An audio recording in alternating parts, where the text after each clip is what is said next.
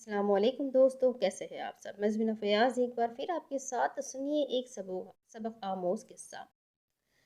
एक दिन एक कुत्ता जंगल में भटक गया। तभी उसने देखा कि एक शेर उसकी तरफ आ रहा है। कुत्ते की सांस रुक गई। आज तो काम तमाम मेरा। फिर उसने अपने सामने कुछ हड्डियां पड़ी देखी। वो आते हुए शेर की तरफ पीट करके बैठ गया और एक सूखी हड्डी को चूसने लगा और जोर जोर से बोलने लगा, वाह, शेर को खाने का मज़ा ही कुछ और है। एक और मिल जाए तो पूरी दावत हो जाए। और उसने जोर से डकार मारी।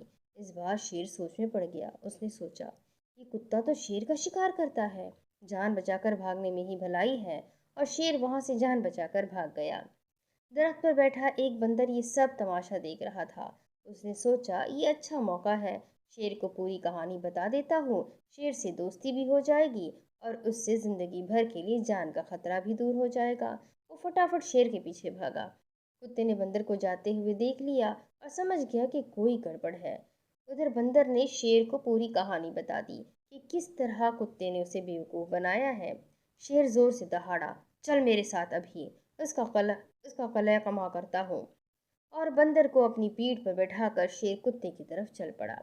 कुत्ते ने शेर को आते देखा तो फिर एक बार कुत्ते की जान पर बनाई, मगर फिर हिम्मत करके कुत्ता उसकी तरफ पीट करके बैठ गया और जोर जोर से बोलने लगा, बंदर को भेजे हुए 1 घंटा हो गया।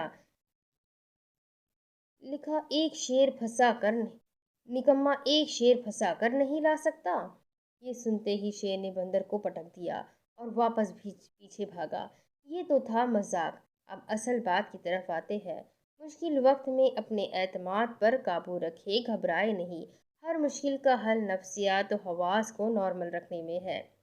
इस पैगाम को दूसरों तक ज़रूर पहुंचाइए ताकि किसी की ज़िंदगी को आपके ज़रिए कोई नया सबक मिल जाए और किसी की ज़िंदगी ख़राब होने से या गलत राह पे जाने से बच जाए।